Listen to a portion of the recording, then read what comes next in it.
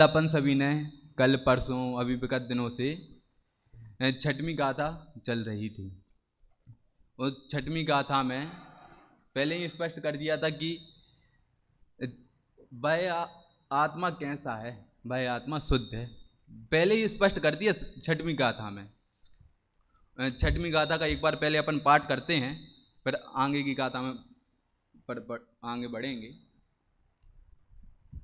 रवि होती अपमत्तो न पमत्तो जान गो दुजो भावो एवं भणितम शुद्धम राधो जो शुद्धु सो जेवे। पद्यानुवाद। ना प्रमत्त है बस एक ज्ञायक भाव है, इस भांति कहते शुद्ध पर जो ज्ञात वह तो वही है। यहाँ कह दिया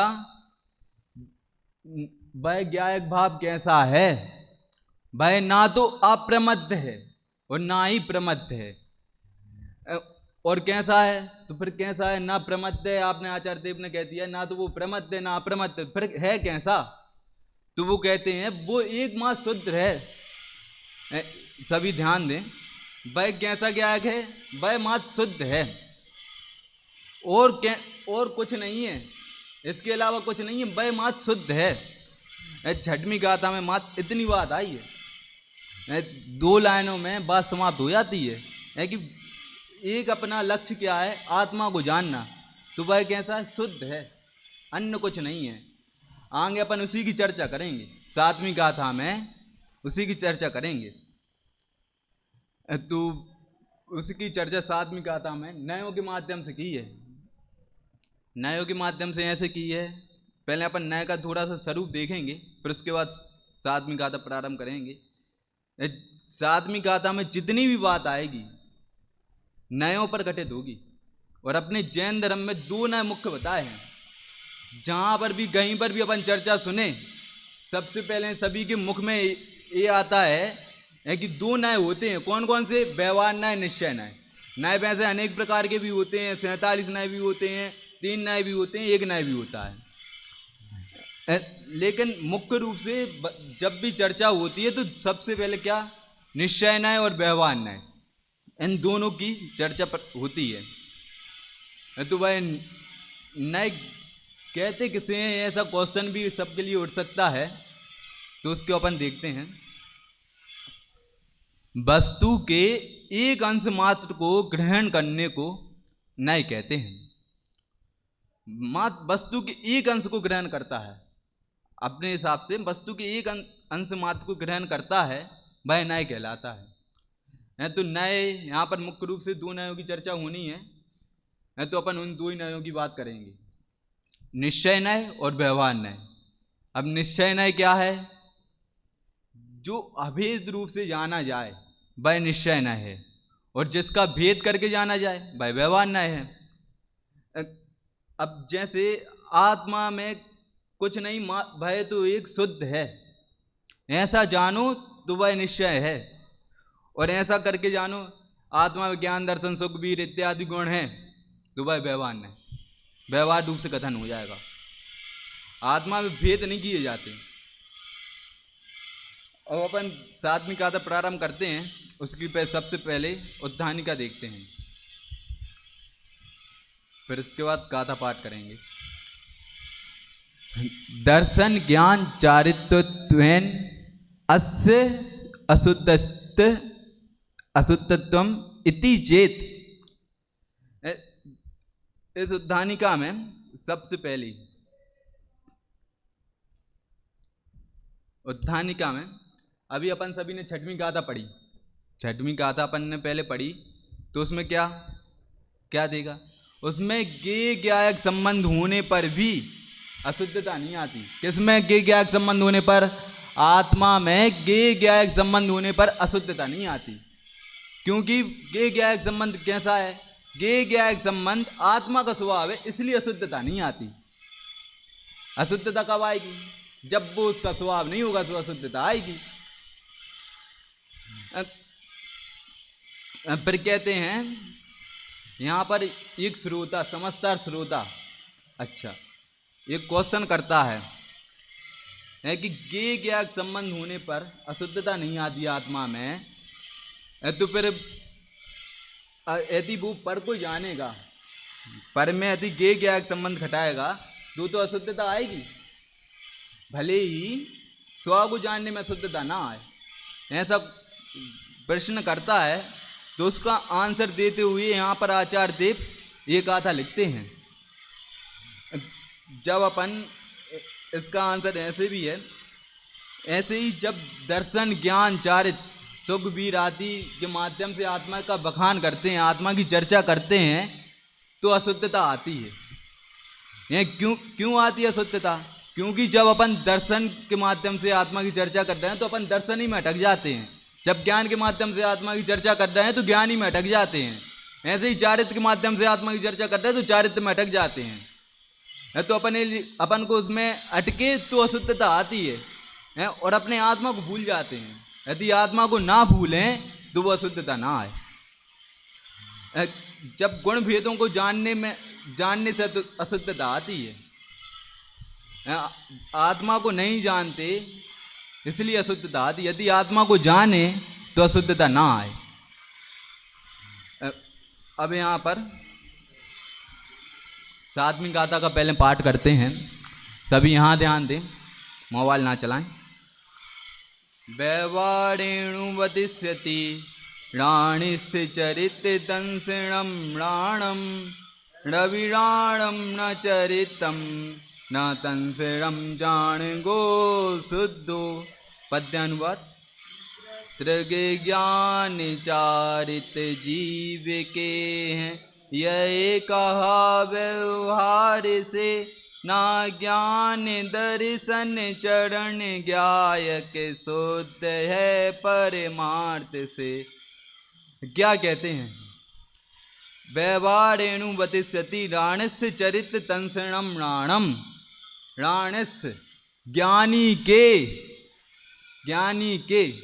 के अर्थात ज्ञानी जीवों के दर्शन ज्ञान चारित, यह सब व्यवहार से कहे हैं। सभी यहाँ ध्यान दें। ज्ञानी के ध्यान दें, ऐसे और कहीं उपयोग लगाएंगे तो विषय समझ में नहीं आएगा। ज्ञानी के अर्थात आत्मा के ज्ञान दर्शन चारित्र, ये तीन भाव व्यवहार से कहे हैं। और निश्चय से फिर क्या कह दिया? सीधा विरोध कर दिया उनने। व्यवहार से ऐसा कह दिया, निश्चय से उसका विरोध कर दिया। जैसे वाद विवाद होते हैं तो एक पक्ष में बोलता है, एक विपक्ष में बोलता है। तो पक्ष में कहते हैं कि ये कार्य होना चाहिए, वो अपना पूरा पक्ष रख देता है। और विपक्ष में क्या कह देता है? ये कार्य नहीं होना चाहिए, उसने अपना पक्ष रख दिया। ऐसे ही यहाँ पर व्यवहार से कह दिया ज्ञान दर्शन चारित्र आत्मा में होते हैं, ये व्यवहार से कह दिया। और निश्चय से कह दिया कि कुछ नहीं होता आत्मा में, मात्र आत्मा कैसा है? शुद्ध है।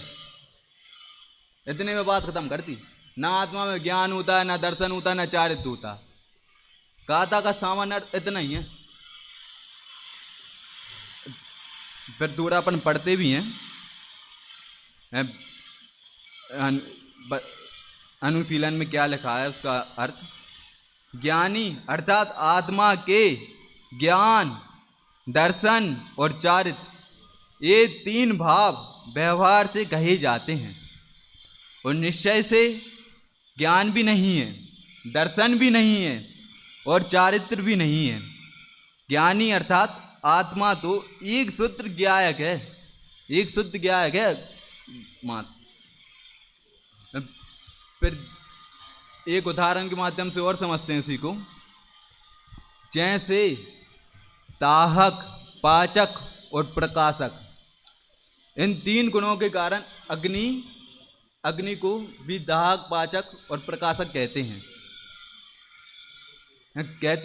पर मूलतः अग्नि तीन प्रकार की है क्या? अग्नि मात्र एक प्रकार की है, तीन प्रकार की नहीं है। वैसे ही आत्मा मात्र एक प्रकार का है। ये तो उसके कथन किए जाते हैं, ऐसे ज्ञान दर्शन रूप ऐसे कथन किए जाते हैं। भाई तो कैसा है, मात्र एक शुद्ध गायक है। ऐसे जब उस आत्मा को जानेंगे कैसे, तो उसका भी एक उदाहरण अपन देखते हैं। जैसे कोई व्यक्ति मेला घूमने गया, एक छोटा बच्चा मेला घूमने गया है, तो मेले में उसने पूरा घूमा, उसके लिए मात्र एक खिलौना पसंद आया और कुछ पसंद नहीं आया मेले में। तो उसने उस दुकानदार से उस खिलौने का रेट पूछा, ये खिलौना कितने रुपए का है? तो दुकानदार ने कहा ये खिलौना 150 रुपये का है। ये खिलौना 150 रुपये का। तो उसने कहा मेरे पास तो पैसे ही नहीं है। तो वो वहाँ से मायूस होकर जाने लगा, मायूस उदास होकर जाने लगा। फिर उसने अपने जेब में देखे, उसने कहा ये तो मेरे पास 30 ही रुपये हैं। फिर से वो जाकर उसी दुकानदार से पूछा ये खिलौना कितने रुपए का है? उसने कहा 150 रुपये का है। तो उस बालक ने कहा आप एक खिलौना कितने रुपए का दोगे? आप एक खिलौना कितने रुपए के दोगे? तो दुकानदार ने कहा तुम कितने रुपए दोगे? उसने कहा मेरे पास 30 रुपये हैं, मैं 30 रुपये दूंगा। 30 रुपये पूरे दोगे? उसने कहा हाँ मैं पूरे 30 रुपये दूंगा, 1 रुपये भी कम नहीं दूंगा इससे। तो उसने कहा 30 रुपये में तो आएगा नहीं। तो वो बच्चा जाने लगा, वो खिलौना छोड़कर जाने लगा उदास होकर। तो उस दुकानदार ने बुलाया और उसने वो 30 रुपये में खिलौना दे दिया। जब वह वो खिलौना लेकर अपने घर गया, तो घर में माता पिता के लिए तो ये पता ही रहता कि ये कितने की चीज़ आई होगी, ये कितने की, और उनके लिए पता है मैंने अपने बच्चे को कितने रुपए दिए। तो उनने पूछा इतना महंगा खिलौना किसने दिया तुम्हें? तो उसने कहा मैं 30 रुपये का खरीद कर लेकर आया हूँ, जे लो 150 रुपये, तुम 5 और लेकर आओ। तो वो वहाँ गया दुकानदार के पास, उसने कहा 5 और दे दूँ? तो उसने सीधा मना कर दिया। तो उस समय दिया क्यों था? क्योंकि उसका उसी में मन भाग गया था, वो ही चीज़ उसे रम रही थी और कुछ नहीं रम रहा था। ऐसे ही जब अपन अपनी आत्मा का भान हो जाएगा, आत्मा में ही रमने लगेंगे, तो अपनी आत्मा के लिए सर्वस्व समर्पण कर देंगे, उसी में लीन हो जाएंगे। हमें भी अपनी आत्मा का भान करना है, हमें भी सिद्ध बनना है, इसलिए हमें अपनी आत्मा में रमना चाहिए, इन बाहरी प्रपंचों में नहीं। तुम्हारा जब अपने में दमन होगा, अपनी ज्ञान दर्शन सुख वीर आदि सब पहचान कर और ऐसा विचार करोगे मैं एक शुद्ध गायक हूँ, ऐसा विचार करोगे, उसी में लीन रहोगे, तो अपने आप स्वयं में भी तुम्हें कुछ करना नहीं पड़ेगा, स्वयं में भी तुम्हें आत्मा का भान हो जाएगा। जब ऐसा पूर्ण विश्वास कर लोगे कि इसी से कल्याण होने वाला है, इसी से सिद्ध गति की प्राप्ति होने वाली है, तो तुम पूर्ण उसी में लीन हो जाओगे, स्वयं में भी वह दशा प्रकट हो जाएगी, सिद्ध दशा। और फिर उसके बाद वैज्ञानिक भाव है कैसा, वो यहाँ कहते हैं वैज्ञानिक भाव आत्मा में ज्ञान दर्शन चारित्र गुण हैं, क्योंकि आत्मा तो ज्ञान आदि अनंत गुणों का अखंड पिंड ही है, और ज्ञान आदि गुणों में के अखंड पिंड रूप आत्मा को ही ज्ञायक भाव कहते हैं। उसी को ज्ञायक भाव कहते हैं जिसमें अनंत गुण रहते हैं, अखंड रहता है, जिसके खंड खंड नहीं होते हैं, वो ही ज्ञायक भाव है, और कुछ ज्ञायक भाव नहीं है। हमें इसी को जानना चाहिए। इसी के साथ अभी की वाणी को यहीं विराम देते हैं, आगे शेष चर्चा अपन कल करेंगे।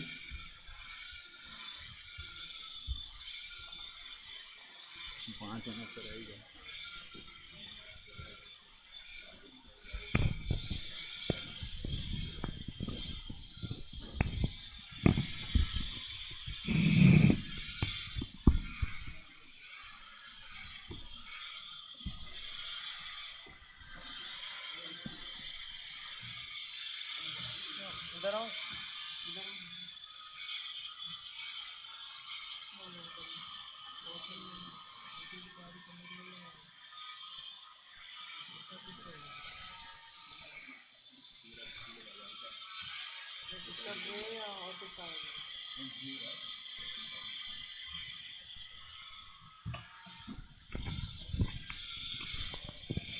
शास्त्री द्वितीय वर्ष के छात्र प्रवचन के क्रम में शशांक जैन सागर आज प्रथम दिन का व्याख्यान कर रहे थे। तैयारी तो करके आए थे अच्छी, शायद ये कुछ परिस्थितियां निमित्त ऐसे बन रहे हैं, उस कारण बोलने के लिए थोड़ा सा कन्फ्यूजन में हो रहे थे। तो कल आप अच्छे से तैयारी करें और आत्मविश्वास मजबूत रखें। बाकी अभी भी आप विषय कर रहे थे, तैयारी कर रहे थे, तो आप सीधे सातवीं गाथा पर आते हैं, उसी की चर्चा करते हैं।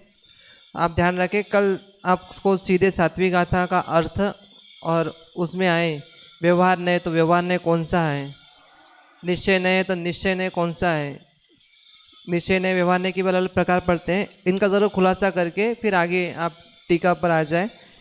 बाकी एक सूचना देनी थी सामान्य, अगर आपको तैयारी करनी है, कुछ सेटअप वगैरह तैयार करवाना है तो 5 मिनट पहले आना चाहिए, सभी को ही कह रहा हूँ मैं। और प्रवचन करना है और साइड में रखा हुआ है सुबह की क्लास की व्यवस्था। आज अंतिम क्लास आपकी लगी ना, तो आपको हटाना चाहिए ये, तो ध्यान रखें, ये सारी व्यवस्था बराबर करें। और थोड़ा सा उच्चारण पे भी ध्यान रखें, गाथा वगैरह जिनवाने के अंश है तो इसका उच्चारण पद्यानुवाद हो चाहे प्राकृत संस्कृत की गाथा हो, इसको भी अच्छे से करना चाहिए। बाकी कल आप अच्छे से तैयारी करें और किसी निमित्त से डिस्टर्ब होने की ज़रूरत नहीं है, अपने उपाधांगत योग्यता से आप प्रवचन करें। बाकी अभी आ जाए विद्यार्थी पाठ करने के लिए।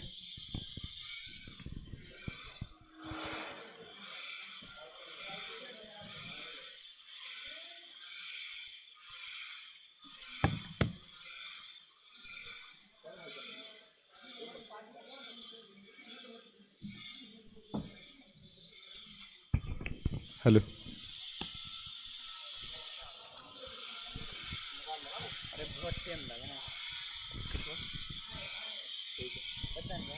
हाँ।